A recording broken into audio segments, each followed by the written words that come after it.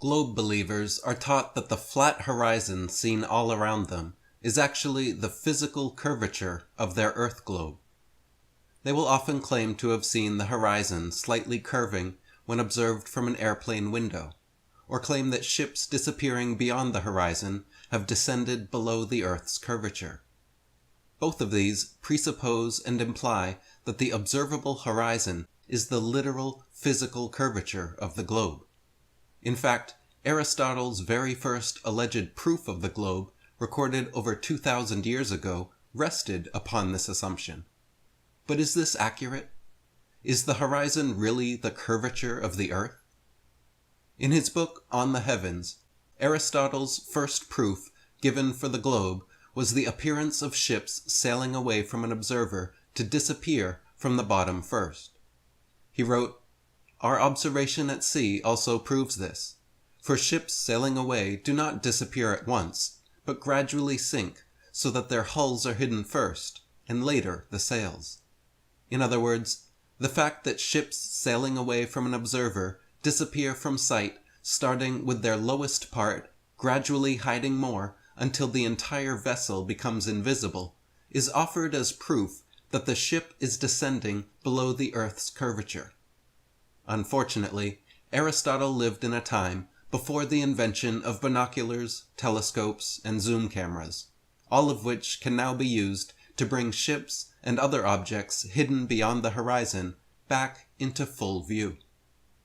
It turns out, objects disappearing at the limit of your vision are going beyond the horizon, not beneath the horizon.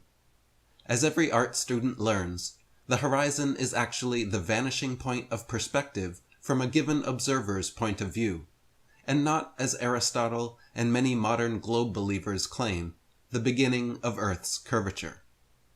The horizon line is completely subjective and varies in distance depending on factors like the weather, the observer's height, and the strength of their eyesight or instruments. Objects approaching or near the horizon are naturally hidden from sight bottom first due to the very nature of human perception. When looking down a long hallway, the floor beneath your feet appears to gradually rise up to the level of your eyes.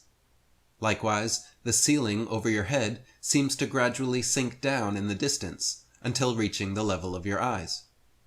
Lastly, the walls on both sides of you also appear to close in, gradually approaching a center point where the rising floor, the sinking ceiling, and the narrowing walls all converge. Clearly, however, this center point at the limit of our perception is just a subjective phenomenon based on how our eyes interpret reality. We know by continuing to walk down the hallway that the floor doesn't actually rise, the ceiling doesn't actually sink, and the walls don't actually close in. This optical illusion, also well known to every art student, is called the law of perspective. The horizon itself is simply the vanishing line of perspective from a given observer's point of view, where the apparently rising Earth meets the apparently sinking sky at the very limit of perception. Globe believers are mistaking this subjective limit of our eyesight for the objective physical curvature of the Earth. Everyone knows a hallway floor doesn't actually rise from the level of our feet below us to the level of our eyes off in the distance. But globe believers assume that people, ships, and other objects on the ground, as they recede from sight, are literally sinking beneath the curvature of the Earth. Again, however, this faulty assumption can be proven wrong with binoculars, telescopes, or zoom cameras. Find a long, flat expanse, like a plain, field, or road, and while observing from a few feet off the ground, have a partner begin to walk straight away from your position. Once they have walked a certain distance, it will become apparent that you can no longer see their feet, as the narrow angle of inclination between your eyes and their feet begins to obscure anything so low at that distance. The farther they walk away from your position, the more their legs and lower body will begin to disappear as a natural result of perspective and vanishing point. The fact that objects receding from an observer's position gradually disappear from view bottom to top is simply a natural function of how our eyes work, and is not evidence that distant objects are descending beneath the supposed curvature of the earth. Similarly, everyone knows that a long line of streetlights are not actually getting shorter off in the distance, but globe believers assume that the sun, planes, birds, and other objects overhead, as they recede from sight, are literally sinking beneath the curvature of the earth. Yet again, however, this faulty assumption can be proven wrong with binoculars, telescopes, or zoom cameras. At sunset, wait until the sun has half disappeared beneath the horizon line. Then, using equipment with adequate magnification capability, by zooming into the half-set sun, you can bring the entire sun back into full view, often with a significant portion of sky reappearing between the sun and horizon, proving that the sun is simply moving away from your position and not physically descending beneath the curvature of a globe. Whether standing at sea level, atop Mount Everest, or flying in an airplane, the horizontal horizon line always rises to meet the eye level of the observer and remains perfectly flat 360 degrees around. If the horizon was actually the physical curvature of the earth, as globe believers are taught, it would not and could not rise along with the observer.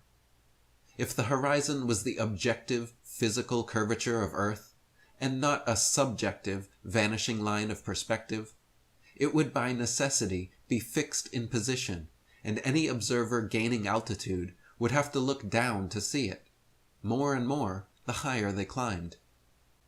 At sea level, on a clear day, without magnification, the horizon may be seen about 3 miles away.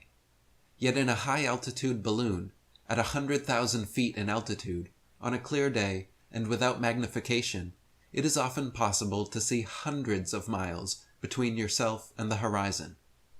The same horizon that obscures ships from just a few miles away at sea level rises and expands as an observer gains altitude, proving that ships disappearing beyond it are not descending beneath the supposed curvature of the earth.